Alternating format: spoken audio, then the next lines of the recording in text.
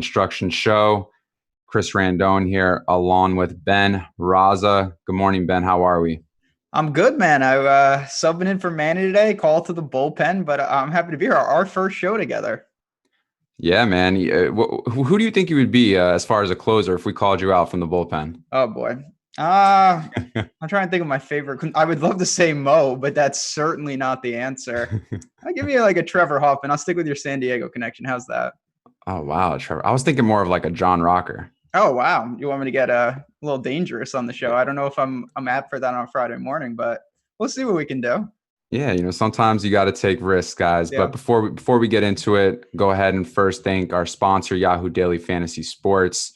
For those of you who haven't used Yahoo yet, great kind of tournaments over there where there's not as many sharp players still to date. And do you play over at Yahoo, Ben? So because of all this, I actually signed up pretty recently, and everything you're saying is 100% true. It's softer fields, certainly plenty of overlay, and that's something I've taken advantage of as well. Yeah, and they have some pretty decent tournaments. I mean, this weekend they have the NFL 250K baller, 25K to first.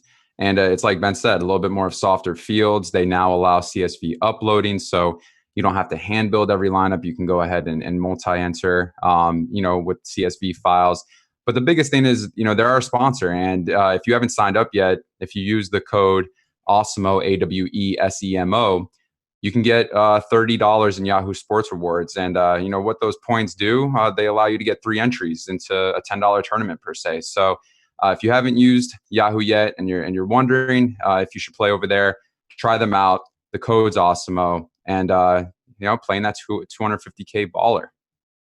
So we're going to go into ownership, guys, first. As you know, usually what Manny and I do, we go over ownership for buying or selling and kind of see where we're at with the field. So we'll start off with DraftKings.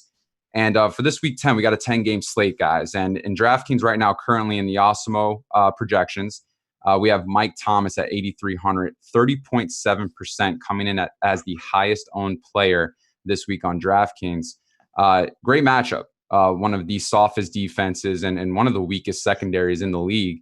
Where are you at with Mike Thomas being at 37%? Oh boy. Yeah. I mean, what's not to like besides the ownership? 2-touchdown favorite coming off the bye. The Saints are rolling. Drew Brees is back. But that is a lot. And I get it. It's a reasonable price tag. I think that's going to drive it up. And as you mentioned, not that it changes a ton, but we only have 10 games. So there's a couple less spots to target. It's going to bump that ownership. I really do like Michael Thomas, though. His floor is incredible. Basically automatic to see 10 targets, probably get you near that bonus each and every week. So in a matchup at home against the Falcons, even though he's going to be popular, I certainly am interested. Yeah, I agree. I think too much talent there. There's really not much elsewhere to throw the ball. I mean, Traquan Smith, I think, might be back this week, but I mean, they're just the superior level of talent between him and the rest of the guys is just it's no comparison. And he has such a tremendous matchup this week. It's Drew Brees' go-to guy. Drew Brees had another week now in the bye week to get a little bit more rested off that injury that he had with his hand. So I love it. And the next guy coming in for the Saints as well, 8,200, Alvin Kamara at 23.9%.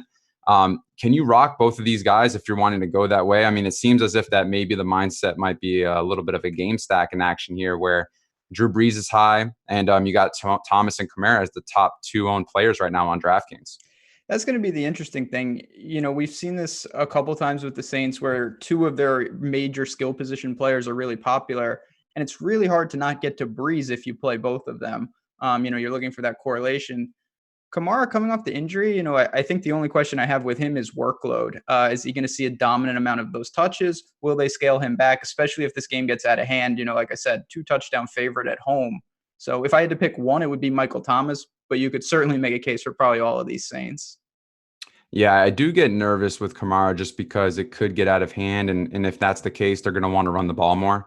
And if they're going to want to run and really drag down that clock, specifically in the second half, I think we could see Murray get a lot more touches because they're not, Kamara is usually utilized in the passing game. So I think if I had to choose between the two, I mean, 100% I would go with Mike Thomas. But I mean, if you're looking at game stack and you're thinking that this game, they not only can get out of hand, but you'll see a lot of scoring.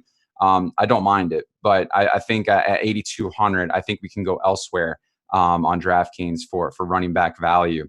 Godwin comes in next, 20.2%, 7,400. He also has a great matchup because I'll tell you this, we're going to go over the next 3 or 4 guys, and they're all from the same team in Tampa Bay. So Godwin at 20.2% right now. How do you feel about this? Yeah, this is a game it's hard not to like. You talk about the Cardinals, just bad. Tampa loves to run it up. We've seen them time and time again getting these shootout games. Question with Godwin, it's always the same story. You have him, you have, as you mentioned, you just alluded to it, Mike Evans is there, also going to garner some ownership. Do you take both of them and then you clearly need Jameis, or do you try to decipher between the two? So price-wise on DraftKings 7,400, I think that's very reasonable, next to guys like Kupp and Julio. But if he garners that much, I'm not saying I won't have exposure, but it's hard to just single in on him with clearly a lot of buck targets. I think the way you go with Godwin and Evans, the general consensus is that now, since we've had 9 weeks of the season play out. And one thing I guess you can say from like a flow chart perspective is Chris Godwin crushes zone defenses. He's absolutely outstanding. And then on the other side, Mike Evans crushes man-to-man. So typically what we've seen so far, and it's funny because they do switch roles as far as who goes off and who doesn't. Yep. But what we've seen is Mike Evans just having outstanding games against man coverage. And then, Chris Godwin, not so much. And then when it comes to zone, we see Godwin excelling and Evans not so much. So if you want to look into this matchup a little bit more and figure out kind of who you should roll with, figure out kind of how Arizona runs their defenses and how they play in coverage. Ronald Jones from Tampa Bay as well comes in next at 19.5%.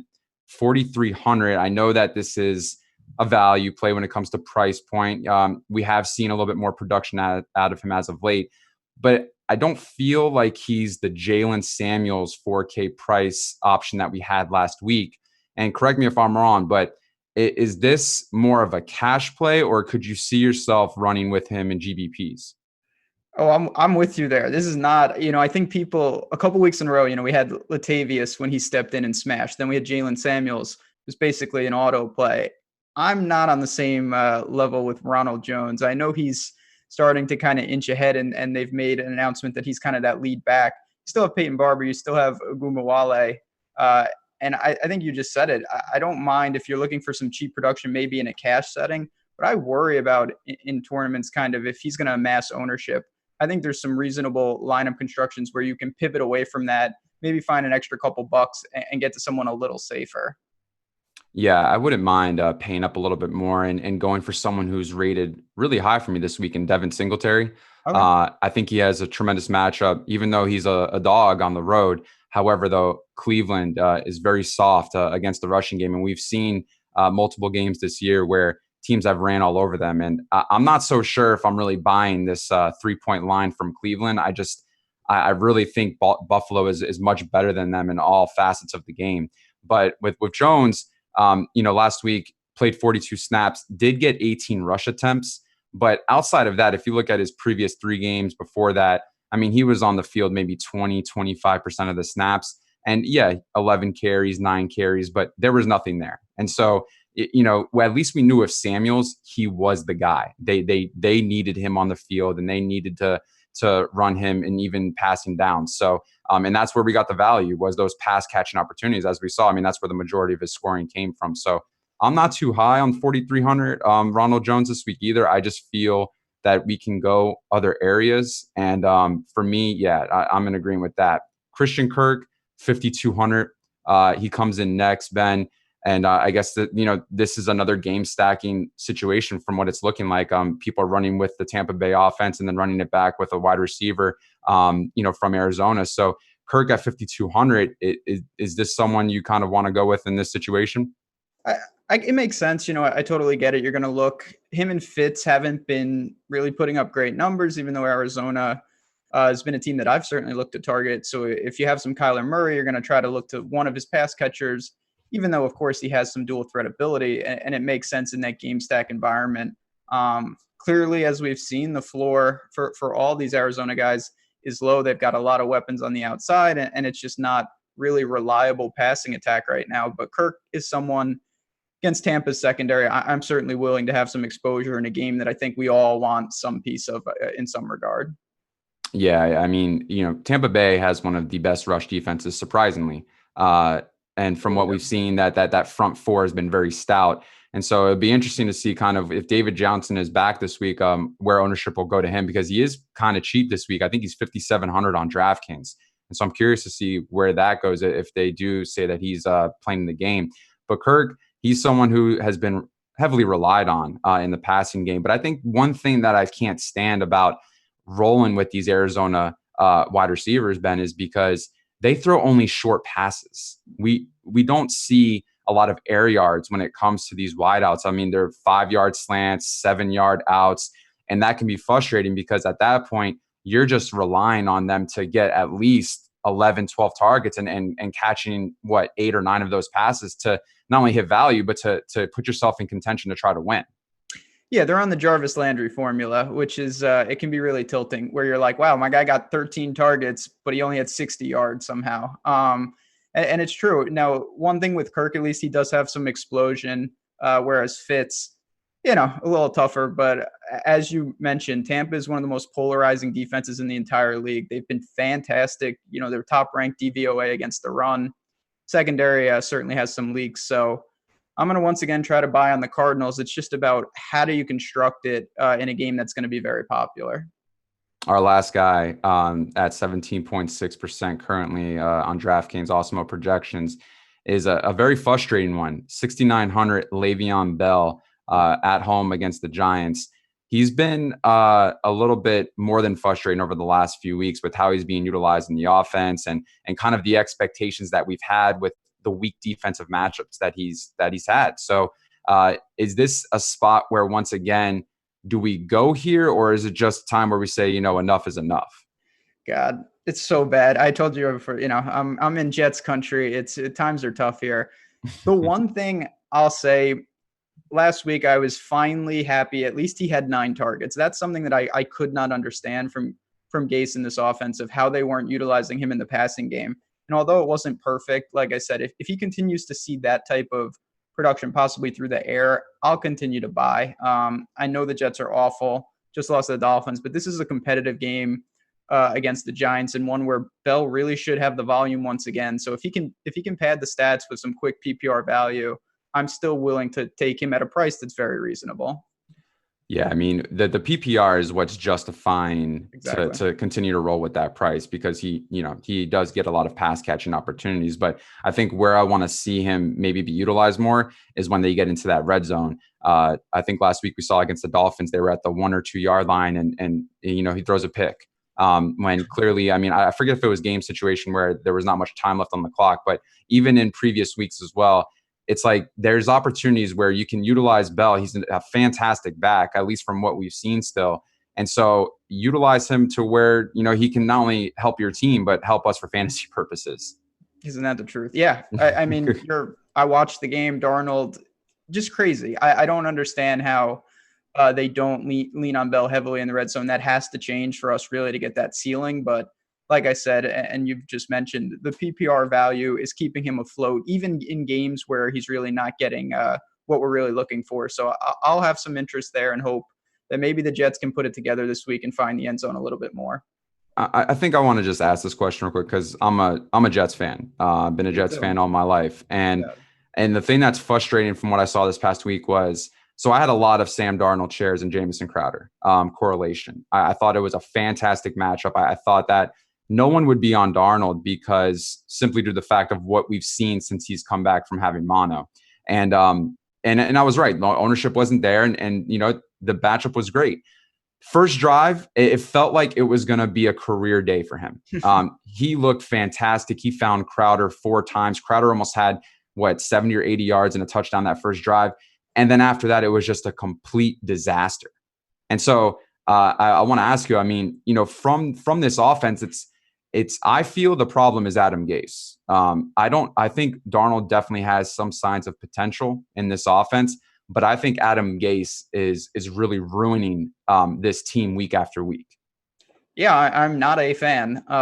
No doubt about it. And Darnold, listen, I'm not trying to be a Jets apologist, but he's young, really young. He's going to have some growing pains. But you know what? As bad as he's been, he's also shown signs of being a very capable quarterback. And it hasn't just been last year. Even against Dallas, I know I'm cherry picking.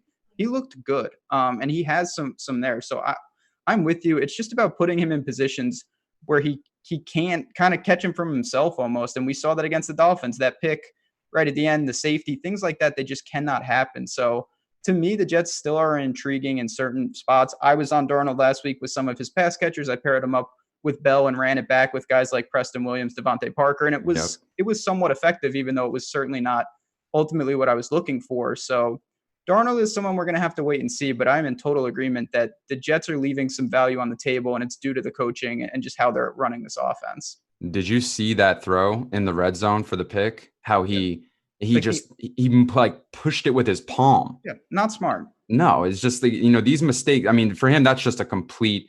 That's a rookie mistake that you make, and that was just completely unacceptable. I'm surprised they didn't pull him after that. But going into FanDuel, kind of the same guys at the top with Kamara, Thomas, and Bell. But then it changes a little bit, and we have Travis Kelce at tight end at 6,700. 26.7%. I got to be honest with you here with when it comes to Kelce and this offense. If Mahomes plays, I think maybe I'll feel a little bit more confident. But clearly right now with the offense at 6,700, I can't pay for Kelce if Matt Moore is there behind center. Yeah, the Chiefs are really kind of a difficult team to really talk about right now just because we have to wait on Mahomes. Last week, Tyreek Hill showed he's kind of on his own island just because of the way he plays. He can break from any cornerback, the upside, the speed. But Kelce really, I feel like, is more directly tied to Mahomes. And on a site like FanDuel, where we're really banking on him having a big day and finding the end zone rather than just racking up catches, I think we have to look to that. The Titans are more of a methodical, grinded out team. I expect they lean on Derrick Henry. And that just further puts a narrow window on someone like Kelce. So if Mahomes is back, certainly a premier tight end play on the slate. But if he's not, I have to proceed with caution as well. Yeah, I mean, it's just the chemistry isn't there. And I think what we've seen or what we've wanted is Matt Moore coming in, backup quarterback. What do you do usually? You rely on that security blanket, the tight end position. You rely on that guy where you can do check downs and it gives a lot of pass catching opportunities, but that seems not to be the case. So it's a little frustrating, but if Mahomes is back there behind center, I think I would reconsider it. But I think at tight end, I think there's other areas that we can go because I would want to pay up in other spots. McCaffrey, 10.5K now, the highest he's been all season, but it seems as if that no matter what you price him at, he's going to say, you know what, I'm going to go ahead and take advantage of this because he's, in my opinion, I think he's the best back in the NFL. 22.3%. He has a really good matchup this week, believe it or not, against Green Bay. Both of these teams, believe it or not, two of the top three that have given up the most rushing touchdowns this year. So I'm curious to see how this game flow goes. Could it be ground and pound or do they try to go through the air? But at 10.5K for FanDuel, is this price too high yet, or can we still go here? I'm still going. I wrote up an article that'll be available on the site this afternoon, and it talks about that exact thing, that McCaffrey's starting to break the pricing mold, but I don't think he's there yet. This is a guy that basically never leaves the field. And you mentioned it's a sneaky good matchup with Green Bay in a game that both teams desperately need. So McCaffrey, even in, we saw him against the Niners, it wasn't great. And then boom, he still has a big day. Certainly can explode at any time. I'm going to, we have enough value and we're going to get to the games in a bit where I think you can still comfortably plug him in and work around it with all the value that's opening up. Yeah, McCaffrey kind of reminds me of like Garrett Cole in baseball, where you're going to get there somehow, some way, even though the price is just ridiculously high, but you have so much confidence in him. Same thing with like basketball with either like Anthony Davis minus his last game or even James Harden. Just these guys somehow find a way to get there no matter what. But one more guy, and he's at 8,600 running back position as well. And I mean, he's 1,900 less than McCaffrey. Very talented. Saquon Barkley at the Jets. I mean, it's a home game for both of them. Let's just, we can just go ahead and throw that out the window. But 21.7%. Jets not so bad against the run. And so, Barkley, 8,600. How do we feel about that? It's tough. He's one of the hardest plays on the slate for me right now. Evan Ingram is hurt. That's going to, funnel even more work to him. But at the same time, as you mentioned, if the Jets have a couple of positives, one of them is that they really haven't been totally gashed on the ground. And Saquon, I'm not exactly sure how high that ceiling is. He's got Daniel Jones, who is taking some of the rushing work, especially kind of he is a threat in the red zone to maybe run one in here and there, and that can cannibalize. So I get the discount from McCaffrey, and certainly we know how good Saquon is. You can always look to him, but for me, he's not even close to in the tier with McCaffrey anymore, even with the pricing difference. I 100% agree. And guys, we're going to go into our game-by-game breakdown now. But before we do, let's go ahead and do this last little plug for Osmo.com, because for anyone who hasn't joined yet, you can get 50% off your first month. Use the promo code NFL Strategy. And there's a lot of great tools from Ben, from Jason with golf, from all the guys with NBA, NFL. I mean, the amount of not only free content, but the amount of premium content that we provide on a daily basis with all the tools and resources from the number one player in the world himself, Alex Baker. Tremendous value. And if you guys want to kind of know what you're getting before you sign up, go to the NFL landing page for Osmo.com. It'll break down different aspects of what you're getting before you get involved. But other than that, the promo code is NFL Strategy. Try it out for your first month. You get 50% off, guys. We'll go into our first game. And there's 10 games this week. And we have the Ravens. Sorry, I pulled up my thing. But the Ravens at Bangles. And this is going to be a game where I want to say Lamar Jackson has a dream matchup. And I say this, Ben, because Cincinnati is one of the worst defenses in the NFL. I think they're third to last in defensive DVOA, but they can't stop the run. And I feel, based on what we've seen this year, week 5, Kyle Murray went into Cincinnati. He had 10 carries for 93 yards. And I say this because the top 2 teams in the NFL that run the pistol offense from time to time is the Ravens and then the Cardinals. And the Ravens have ran it over, I believe, 100 and something times. I forget the exact number. But now they're going to go into Cincinnati against the team that struggles tremendously on the defensive side. And I feel, and I want to say that Lamar Jackson is a lock this week. So I'm curious to see, are you in agreement with that as far as just Lamar Jackson, not anyone else, but Lamar Jackson naked? It's hard not to like him. I mean, just, we saw against the Patriots, what a performance. But even going back, look at week 6. They played the Bengals. 19 carries, 152 yards, and a touchdown. I'm not saying that's going to happen again, but if he even approaches, double-digit carries like that, it's going to be hard to keep him off your teams. Cincinnati is still winless. They are absolutely terrible. All systems go for Lamar. It's just about, prioritizing where you want to spend up. Man, I can't believe that I didn't realize they played the Bengals so far this year. He already just I like that even adds more to my case. I can't believe I overlooked that. But yeah, I mean, you're absolutely right. It's hard to just not warrant the fact that for him, even at his price point, I feel at 7,300, it's more than okay. And then at 8,600, I'm okay with it because I feel on the ground he's just going to dominate. It's really hard. What we saw from a New England side was they didn't know what to do. They couldn't figure out how to stop him. And specifically in that pistol formation, they didn't have an answer. And so now you mean to tell me you go from the best ranked defense to one of the worst? I mean, my God, it's really hard to pass him up. Absolutely. I like him a lot. You can run, as you said, you can run him alone if you want, and you think he leans on the rushing. You can try to pair him with someone like Andrews or Hollywood Brown. A lot of options with this Ravens team against what could be the worst team in the entire league. And so this week too, we have the backup quarterback for Cincinnati behind center, Ryan Finley.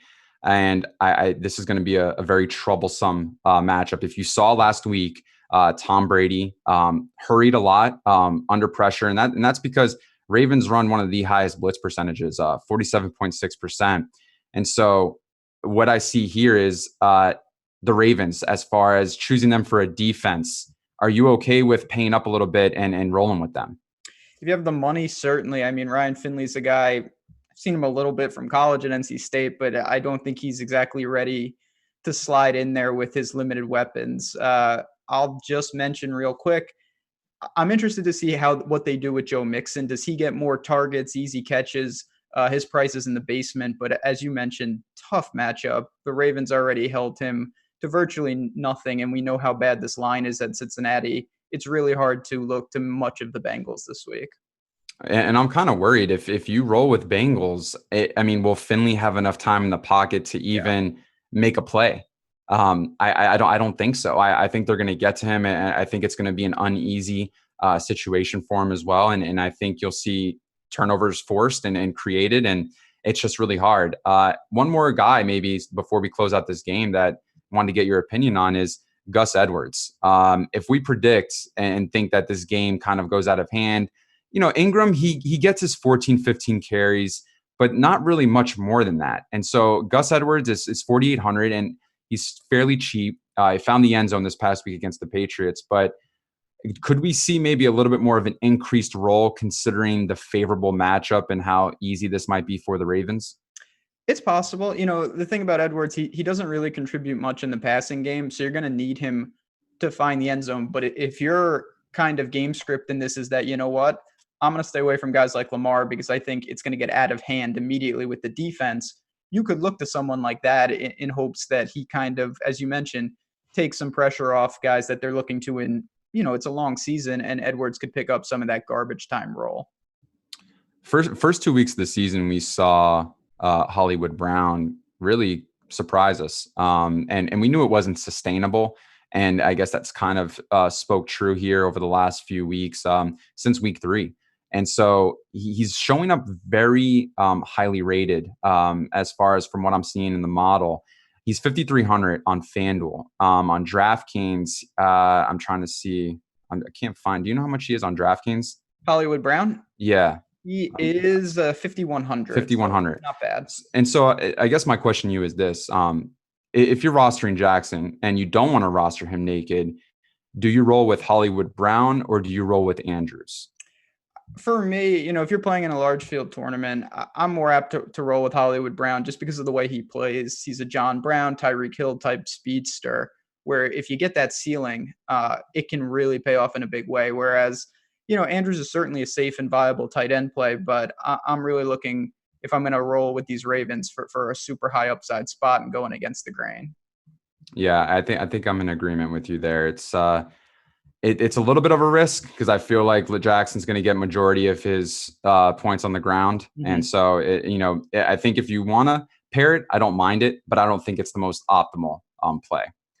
Bills Browns next game, 3-point favorites for the Browns, which kind of surprises me, but this over-under is very low. It's 40. We're looking at a Browns team that I guess is just not good. And Bills, they have some great facets of their game on the defensive side. And then what we saw last week in the running game, rookie Devin Singletary, 20 carries, career high for the year, 95 yards.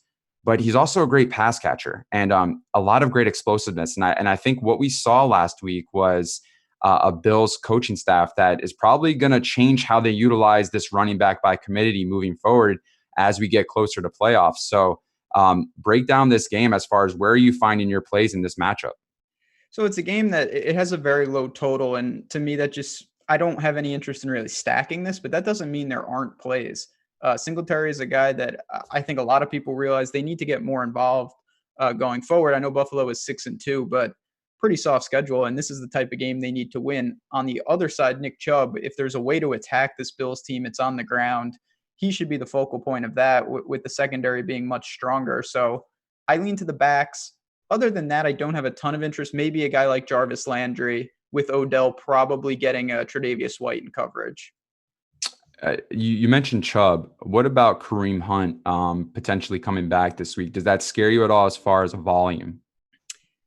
It's interesting. I think it's kind of a wild card of what we see for him. I certainly have no interest in going to Kareem Hunt unless we get word that he's going to have a sizable role. I know there's a lot of coach speak in that. But it's a good point to bring up. Maybe he does chip away, but I have a feeling he might just take more of Hilliard than Chubb's role. Okay. Yeah. I mean, as far as any other play, I don't really trust this passing game from the Browns. And I think you mentioned it best. If you want to attack Buffalo, you do so on the ground. But I mean, this Browns offense is just so volatile in the passing game. And Baker Mayfield has been completely horrible when it comes to accuracy. So I don't have any trust in him. And so it's hard for me to trust Odell or Landry for that matter, if that's the case. Yeah, it's not a game. Again, I think you got to be careful with these guys. I know it's 10 games, which isn't 13, but at the same time, we have plenty of options elsewhere. I feel much more comfortable looking, for just places that have a better situation than Cleveland, who is, I mean, they're just terrible, that team. Get them out of here. Better situation like our next game where there's a lot of highly owned projected guys here. Atlanta at New Orleans. Big favorites, man. 13.5 for the Saints, over under 51.5. We spoke about Kamara and Thomas, but there's other guys here for the Saints team. And if we're predicting or if Vegas is saying that this is going to be potentially a big margin of victory for the Saints, you got to think that this Falcons passing game is going to be having to throw a lot. So any love for Julio Jones here, who he hasn't found the end zone the last 5 games. From fantasy purposes, yeah, he's doing it as far as getting catches and long yardage plays, but it's tough to go back to that when you've seen such a drastic drought from such an incredible NFL star.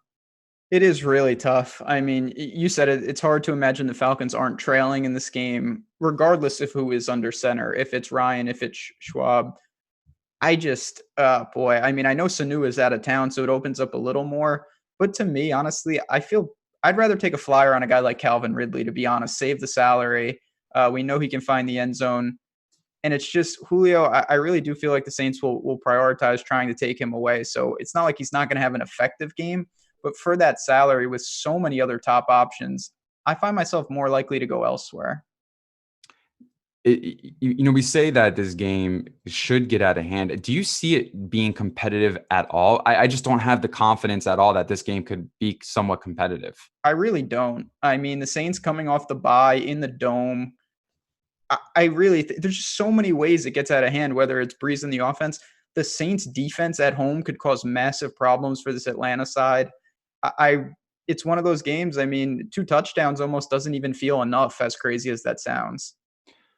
Julio's going to have somewhat of a difficult matchup in Marshawn Lattimore, but Lattimore hasn't been all that effective this year.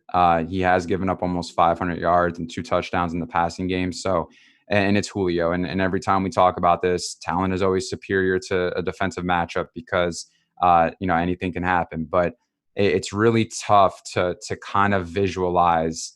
The Saints defense is good. And so that's another concern, is the fact that we're looking at a Saints defense that is not bad. And so, how does Atlanta move the ball in this situation? And if you can figure that out, great. But for me, I'm from what I'm looking at, I just don't know if not only they can't make it competitive, but if they can really even move the ball effectively throughout the course of the game. Yeah, and that's going to impact both sides. I have no interest in a guy like Freeman. Hooper, I'm indifferent to. I totally get if you think he sees a lot of targets as he normally does, but at the same time, to me, it's the Saints. They've got their big weapons. We've already talked about how good of a spot Michael Thomas is in. I don't find myself messing around because there are a lot of ways where the Saints defense and guys like Latavius Murray honestly would contribute a lot to what is an easy Saints victory. The wide receivers outside of Thomas, and I guess this is just something to mention, is Ted Ginn. He's fairly cheap. Yes, he is a very touchdown dependent boomer bust kind of wideout.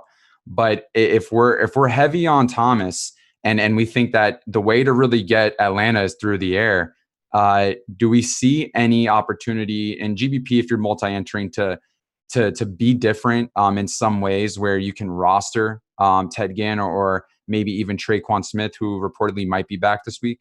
That's the one. So I actually like that mindset. The problem I have is now there's 2 of them. If Traquan was hurt and it's just like, all right, I can go to Ginn.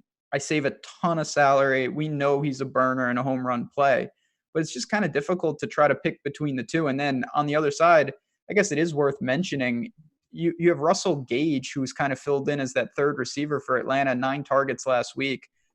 I think that's kind of chasing, to be honest. But if you are looking for a cheapie, he's another guy that you could consider.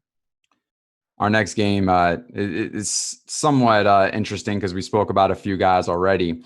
Giants, Jets. I mean, it's the home of who's the worst New York team matchup this week. 2.5-point favorites are the Jets at home, over under 44.5. So a little bit more than what we saw in the Browns-Bills game. But we spoke on Saquon a little bit. We spoke on Le'Veon Bell. Is this a game where we could see kind of like a potential shootout air-wise because of how bad both defensive coverage units are in the secondary? It's very possible. Sometimes these bad, Miami and the Jets, I really liked that game from a DFS perspective last week. And I think we could see that here. You have Daniel Jones. He's shown he turns the ball over a ton, but he can rack up the yards and the touchdowns. Golden Tate should be in line for a ton of targets. Evan Ingram, like I said, not playing. And then on the Jets side, I mean, I'll pass that right back to you.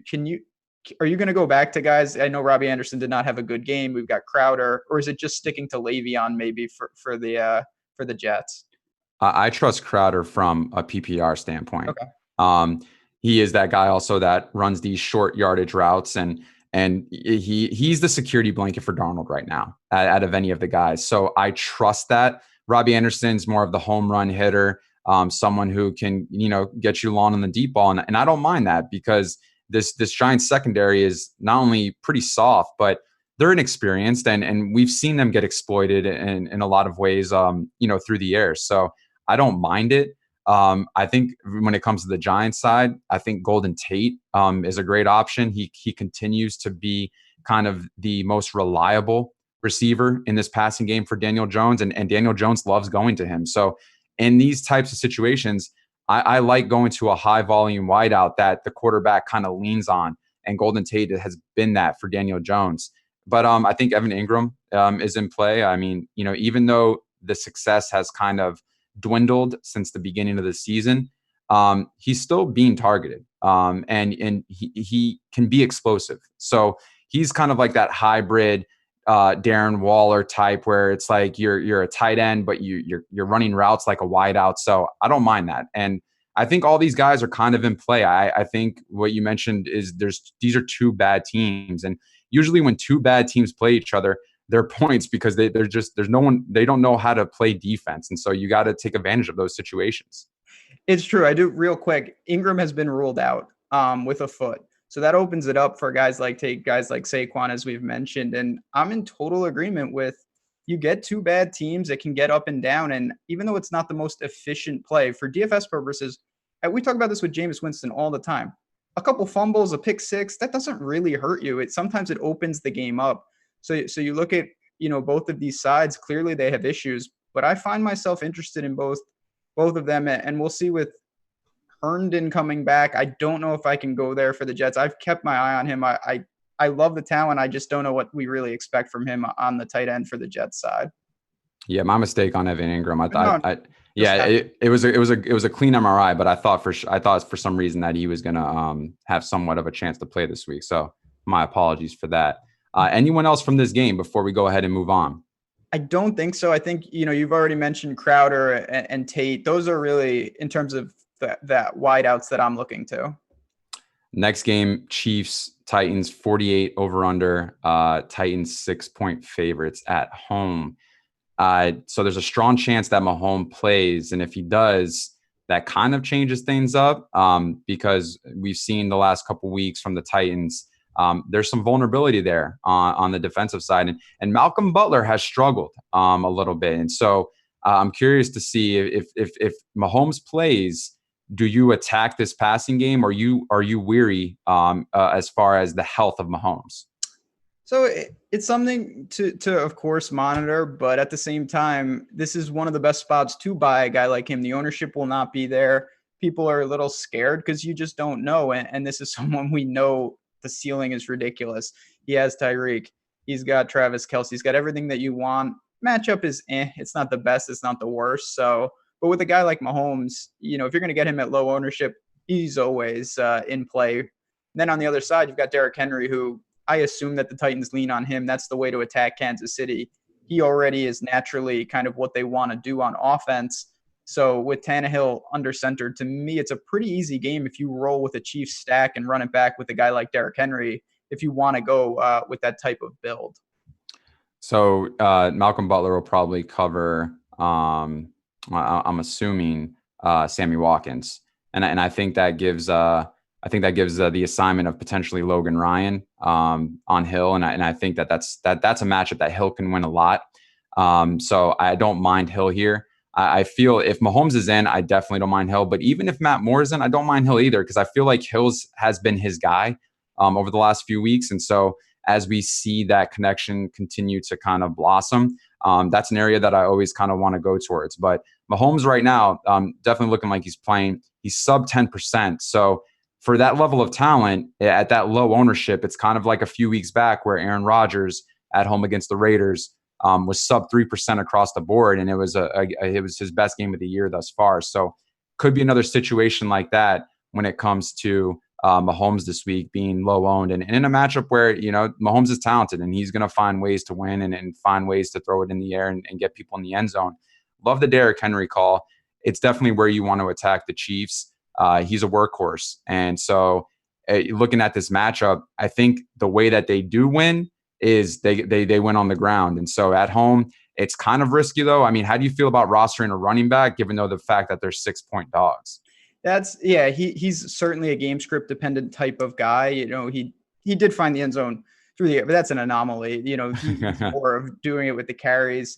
I think they can hang in the game. 6-point dog. They are home though, so if they can get a lead, he could be.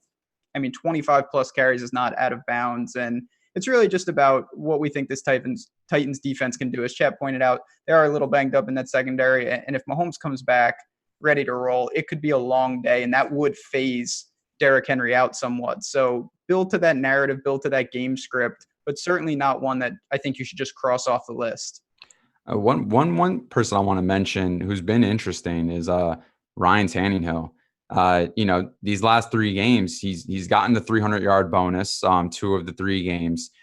He's throwing 33, 39 times, finding the end zone.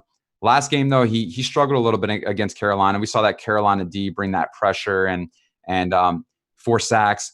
But Kansas City doesn't apply that much pressure on the defensive side. And so at his price point and his matchup, and, he's 5,100 on DraftKings. But I guess my question here is if we see this 6-point dog at home in Tennessee, and we think that Mahomes plays and they get him through the air, and it's a game where they're playing from behind, do you mind Tannenhill here, even though he's been somewhat productive these last few weeks? He has been impressive. I'm not going to lie. To me, he's probably still towards the bottom of my priority list. I really think that the Titans do everything they can to shorten this game, take the air out of the ball with someone like Henry. So if you want, if you're making a bunch of teams and you want to have a sprinkle, I get it, but I would rather find the extra money, go to someone like Daniel Jones. I feel a lot more comfortable with him, but there is no lie that Tannehill the results have been there recently, and this is a game where Tennessee could be playing from behind. Yeah, and someone wrote in chat, Malcolm Butler on the IR, I guess, yesterday. That's two things I missed this week. Wow. It's that time of year in the NFL. Guys are dropping like flies. My God. It just adds to the Chief, like I said, that Chiefs passing attack is going to be tough for Tennessee to hold up. Yeah, so LaShawn Sims will start at the right cornerback in place of Butler. I mean, if Mahomes plays, you gotta like this passing game to some degree. I mean, you got to put some trust into Mahomes. But next game, Arizona, Tampa Bay, over under 52, 4.5-point favorites are the Bucs at home. We spoke about this passing offense for the Bucs. I mean, they're all these players are highly owned across the board, and so that leaves us with Winston. If these wideouts are highly owned, I mean, is this where we roster Winston as well in this matchup? I mean, you absolutely can. We see time and time again, he turns the ball over like wildfire. But as I just said before, it doesn't really matter from a fantasy perspective. If they're trailing, if they're in a shootout, the guy racks up monster numbers, always live to get the 300-yard bonus. Not going to give you a ton with the ground, but he's not a statue either. And he has all the weapons you could look to with Godwin, with Evans, with O.J. Howard. I don't know. I am somewhat interested I know it's been an awful year for their tight end. Arizona is god awful against the position, though. This is a guy we have seen. He has the talent. It's just about him running some routes and getting in the mix. So coming off the injury, I'm skeptically buying. I'm going to take some shots at a dirt cheap price with OJ Howard. Really? You really Yep. think that? Okay. So, I mean, what about, I'll play devil's advocate. What about Cameron Brate? So see, that's the exact thing that worries me, because we've seen in the past where it's like, all right, I'm going to target Howard, and then Brate is always that red zone threat, and he can cannibalize a bit. But honestly, at this price tag, this is the time for me to do it. The matchup doesn't get better. If he has a big game, the ownership and the price is going to catch up in a hurry. So for me, with tournaments, if you're looking for a weird way to stack a game that's going to be very popular, you can run Winston, certainly one of these wide receivers, and then someone like OJ Howard, as opposed to doing what I think will be the more popular Winston, Godwin, Evans type things if you're running a 3-man. Yeah, interesting note. Cameron Brate only played 11 snaps last week. So, and OJ Howard didn't play. So, I mean, if that kind of tells you if there's any concern about, well, how many snaps will Howard play? Will Howard be, a full go? I think it's fair to say that Howard is clearly the better talented tight end. And if this is a situation of a dream matchup, it is, because you're looking at one of the worst defenses in guarding the tight end position. Awful. If he can't do it here, I give up. That's for sure. I guess one guy that I want to touch on before we go into the next game is he's David Johnson. I mean, he's 5,700. And so I got to ask, because he's 5,700 and it's hard to ignore that price tag. And I know that this defense, we talked about it, one of the best when it comes to the rushing game. And so can we go here to David Johnson whatsoever, or is this just a no-go? Oh, man, it's such a tough spot, because of course the price caught my eye as well. But Tampa has just stifled everybody on the ground. So to me, if you're going to look to Johnson, you're certainly hoping that he gets it done more through the air. I don't see many ways where he controls this game on the ground. And honestly, for me, I'm going to stay away. If I attack the Cardinals, it'll be with Kyler Murray and some of the pass catchers. So I get the price tag. If ownership drops to where I can get easy leverage, maybe, but I don't think he's going to be that, because of this price. I don't think he's going to be sneaky by any stretch of the imagination. Someone talked about Kenyon Drake. I just don't think that he's playable now with David Johnson being back. I just don't see him, not only in a bad matchup, but just getting the volume that he got the previous week against the 49ers. Yeah, that's the thing. I mean, he slid in. It was fantastic on Thursday. There's no doubt about it. But with DJ back, it's going to be a murky situation, and one that I'll let other people chase. I think there's enough plays outside of that I can roll to in the mid-range running backs. Lions, Bears next game, 41.5 over under, 2.5 point favorites for the Bears at home. I look at this game and I feel it's like one of those Big Ten games where there's not much scoring. It's not going to be the most prettiest picture, but I could be wrong. Mitchell Trubisky really scares me. He's a disaster when it comes to what we saw this past week. I mean, I don't know if you knew this, but in the first half, they had 1 yard. Just delete.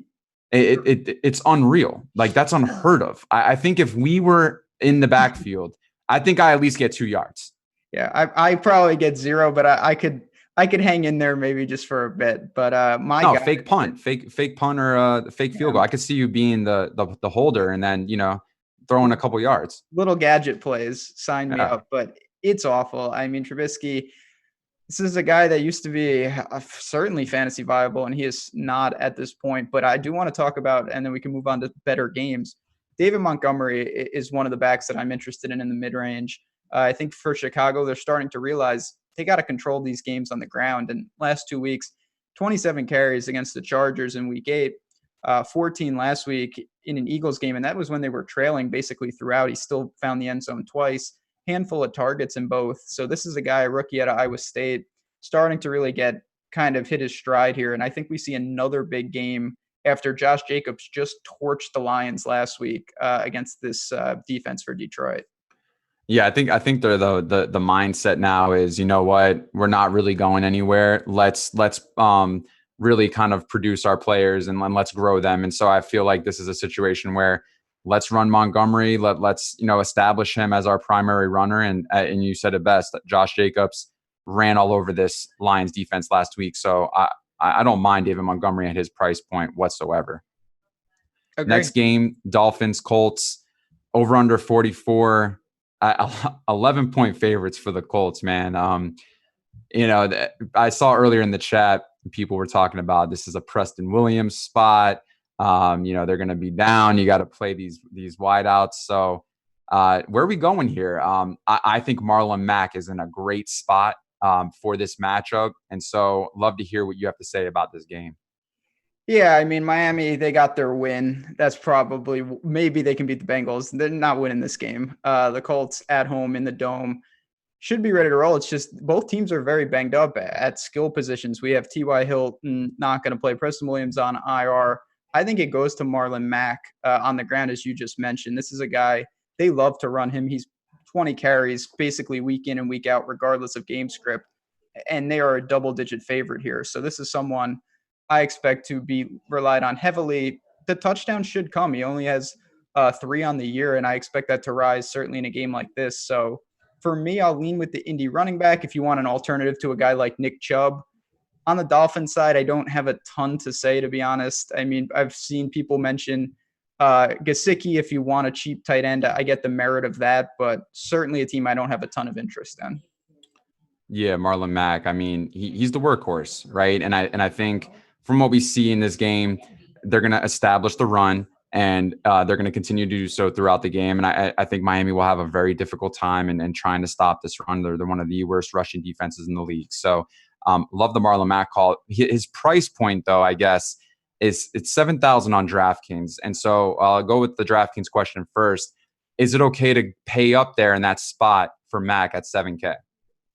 I mean, it's an opportunity cost that you certainly have to consider. But again, if you're looking for a straight pivot off someone like Chubb, or you want to bump down to, like, say, Aaron Jones, who we'll get to in a second, I have no problem with that because he's going to see the work in a perfect game script at home.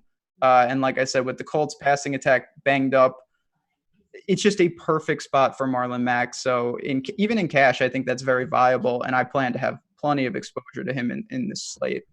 Yeah, 7,400 on FanDuel. Are you okay with that price point? Yeah, because, again, he's not going to contribute a ton in terms of, you're not losing a ton with PPR value. You need him to find the end zone, and that's really what we're banking on here against Miami. So he can get it done on both sites, and really, whatever he does in the passing game is almost a bonus. He can clearly get there just on the ground game. Next game, Rams, Steelers, over under 44. 3.5-point dogs are the Steelers at home. This is going to be a very interesting game, I feel like, because I think what we see here is, there's a lot of offensive weapons. But I want to take note for something real quick before I let you get into it, is the fact that you're looking at two teams that have really high disruption rates. And what we've seen over the last couple of weeks is a completely different Rams defense. And I think it's because Jalen Ramsey plays a huge part in that. I spoke about this 2 weeks ago where they changed the way that they play defense. They were playing a lot of zone previously, and Ramsey comes over and they started to play a lot more man and blitz and get more pressure on the quarterback. And I feel like that because they were confident. They had someone who's a shutdown corner, someone who can really, shut down any wide receiver on any given Sunday. And this is allowing them now to create more opportunities to apply pressure on the quarterback, to, really disrupt opposing offenses.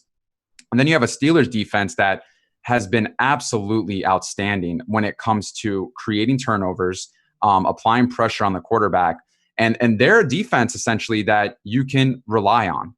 I mean, if you look at what they've done, they scored double-digit points their last 6 games.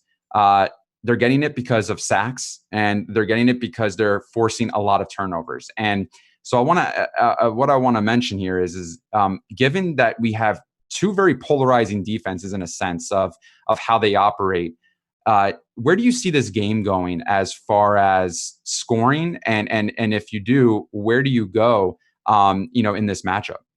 Really, this is probably the most interesting game to me on the entire slate. We have Pittsburgh, a 3.5-point dog at home. Over-under is only 44. So I think that speaks to what you just talked about. Both these defenses have shown some abilities, and Pittsburgh's been opportunistic. We saw Minka Fitzpatrick take one to the house recently, but I find myself not really interested in much. I see a lot of red flags when you look at Juju, certainly going to probably draw Ramsey, and then Connor's doubtful, not going to play. Jaylen Samuels has been priced up. And yes, his PPR value is amazing. He's going to get a ton of targets. But at the same time, a lot of that, it's a different animal when we're talking 6,300 from flat 4K. So I get it. I think it's fine, but I don't know how high that ceiling is when he's basically going to be, I don't want to say phased out, but his rushing is almost non-existent at this point. I don't think that's going to change. Then on the Rams side, real quick, and I'll pass it back to you. We know Cooks is out, but Woods has not found the end zone and the targets have been erratic. Kupp is fantastic, but you're paying a pretty premium price tag. And then Gurley is very difficult to look to. So maybe in a one-off situation, but honestly, my plan is to try to get away from this game and hope it doesn't burn me. Yeah, I'm in the same boat. Gurley, the price has to come drastically down. I mean, are they not watching these games when it comes to his price point? Because he's just, it's not that he's not the same Gurley, but so their offensive line is fairly weak. And so that's what makes it appealing to maybe go with the Steelers defense here as a contrarian play because of how much pressure they can get on Goff. And what we've seen in Goff this year is when he's uncomfortable and then there's pressure being applied, he's not the same. And so he's also a quarterback that we've taken note over the last year and a half as far as his reverse splits. And yes, this is a thing because he's horrible on the road compared to at home. And so that's another thing to look at when it comes to this offense. But with Gurley, he's not going to get you. He's not going to pay off that price point. He's just not. You need him to get goal line carries. There's not going to be enough plays for him to break out and get 30, 40-yard runs because that doesn't exist in this offense right now, nor has it this whole year.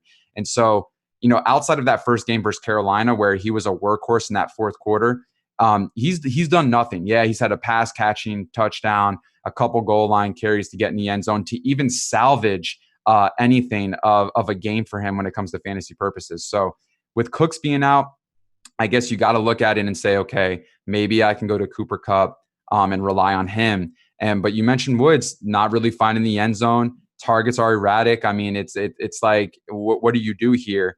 And then the other side of the ball, we look at the Steelers, and I'm thinking, okay, Samuels, yeah, it did come up a little bit. Can we go back there at 6,200? Do we know if James Conner's for sure playing this week?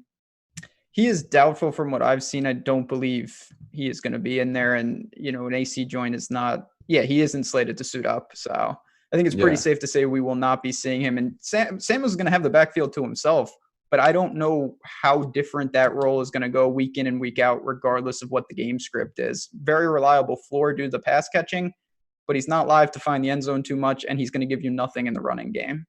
Wait, so he's up 2,200 on FanDuel. He's 6,200 now. Excuse me, on the FanDuel he's 6,200. On DraftKings he's 6,300. So he's up 2,300. Yeah. But I guess what you have to look at is because Samuels, he's not going to get you in the running game. I mean, you're dependent right now on receiving because from what we've seen so far this year, two carries 2 yards, 2 carries 4 yards, 3 carries 2 yards. Last week 8 carries 10 yards. However, he had 13 targets, 13 catches. So do you think that that's a possibility or is that even realistic this week in getting another double-digit targets and double-digit receptions? I think he's going to get a ton of dump-offs. And like I said, he has the backfield to himself. But I'm not sure how high that ceiling really is. So again, the floor, I get it because he's going to get easy completions and he's going to turn almost every target into a reception. But unless he finds the end zone, I think more often than not, you can get away with it. So if ownership dictates, I will pivot to other options in the mid-range. Yeah, I think I can see that too. Let's see real quick. We have Jaylen Samuels is 0.1% right now on FanDuel. Is that correct? I assume that probably just has Connor in. When they update that, he's going to garner some ownership coming off last week and the volume he saw.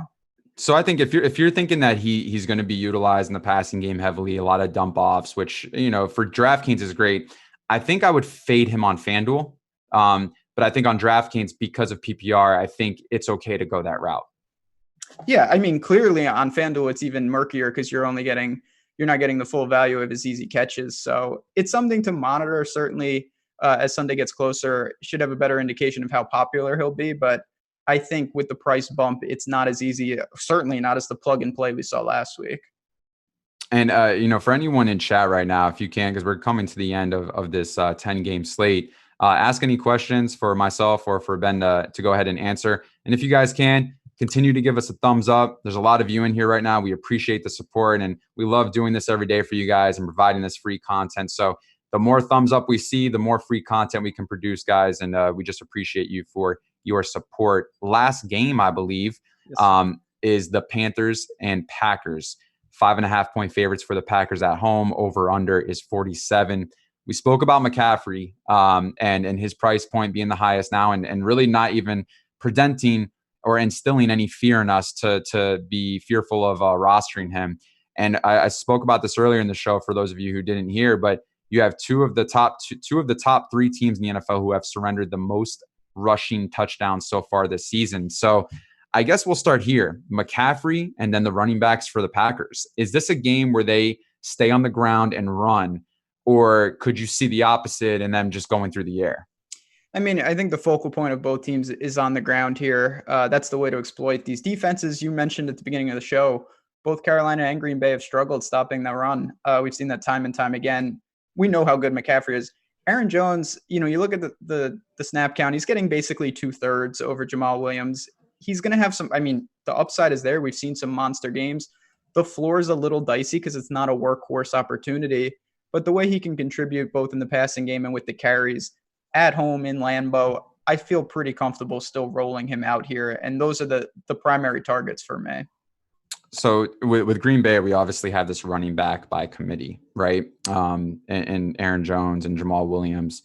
And so I guess my first take is wanting to ask you, with Aaron Jones, played 32 snaps last week, 8 rushing attempts, and wasn't really productive in the receiving game, which is where we've kind of liked to roster him over the last few weeks because of what he's done in the pass catching opportunities, scoring 3 touchdowns, 11 catches over 2 games. So when it comes to the two, in Jamal and Aaron Jones, who do you have projected higher or rated higher for this matchup this week?